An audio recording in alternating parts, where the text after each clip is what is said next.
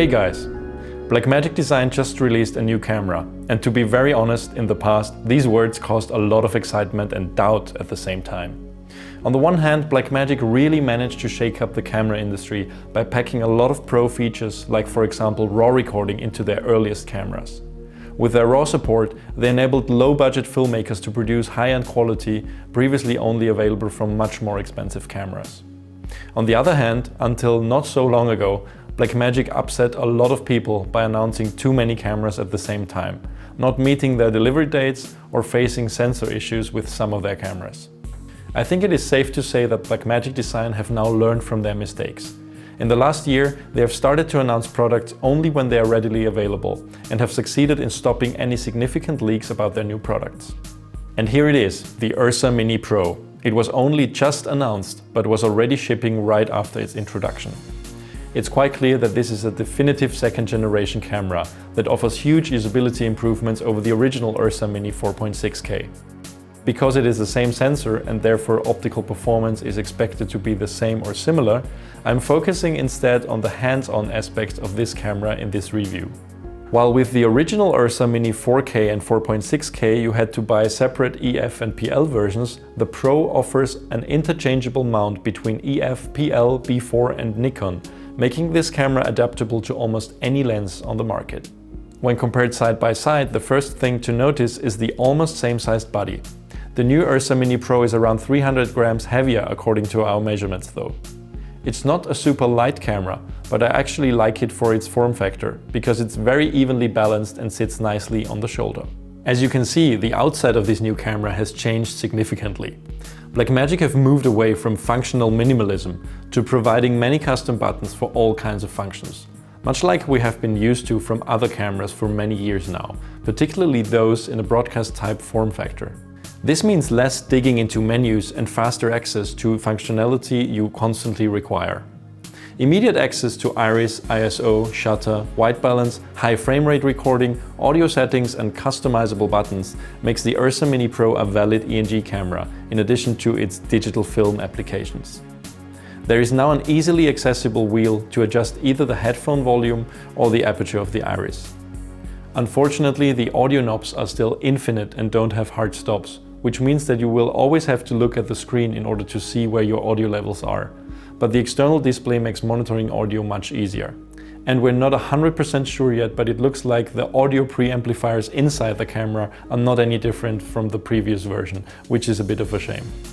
In my opinion, one of the biggest shortcomings of the original URSA Mini 4K and 4.6K was the lack of built-in ND filters. This is something that's really essential in the ENG world. And considering that it was designed in this form factor, many people, including myself, were surprised that NDs were missing. Not anymore though. Blackmagic Design have added 3 steps of switchable built-in ND to the URSA Mini Pro at 2, 4 and 6 stops. It's a rotating filter wheel just like the ones found on other similarly sized cameras, such as the Sony FS7. There is just one minor design fault. The filter wheel shows the labels 1, 2, 3 and 4, with the filter being enabled from the setting 2 onwards. In my opinion, Blackmagic should have chosen the word clear instead of 1 for the sake of clarity. However, they do provide a printed explanation on the side of the camera for this. The filters work just fine and we couldn't see any significant ND color shift when using them on a quick test outside.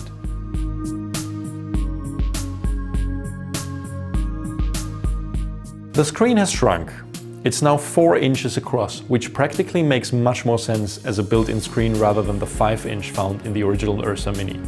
Functions that you don't constantly need to access have now been moved to the inside of the screen. Specifically audio settings like XLR, phantom power or playback functions. One small downside of the monitor, it still cannot be rotated 180 degrees like on many other cameras, which means that you can't do a selfie shoot or have the screen facing the side of the camera. Also, at some angles, it can block the small adjustment wheel that controls the iris. These are all minor issues though. If you want to use this camera on the shoulder, I recommend getting the optional URSA Mini Viewfinder, which offers a really high quality 1080p image and has its own focus magnification and peaking controls. Be aware that peaking in the viewfinder also outlines the screen overlays it receives from the camera, which can be a bit distracting for me. The operating system found on the URSA Mini Pro is where Blackmagic demonstrates its knowledge as a company that has a lot of experience in software and interface design. First of all, the touchscreen is super responsive, and while I'm not a big fan of touchscreens on cameras, I can really see this work just fine for most productions, because of its speed and sensitivity. The layout of the menu items and settings is very logical. This is something that many Japanese camera manufacturers traditionally struggle with. If you have ever looked for a specific function that you don't need every day on a Sony camera, you know exactly what I'm talking about. All that is much easier here. There are virtual touch buttons and sliders that use the available screen estate effectively, and everything feels very self-explanatory. The only other camera menu as straightforward as this is probably the Arri Alexa, with the red cameras coming in as a close second. The URSA Mini Pro features an outside display with several brightness settings that shows the most important camera settings even when you have the screen closed. A very convenient feature, and they clearly took note from other camera manufacturers who have built this into their cameras in the past. Let's move on to recording. The URSA Mini Pro features 2 CFast card slots and now also dual UHS 2 SD card slots. That means if you're not recording something data intensive, you can opt to record onto much less expensive SD cards in HD standards.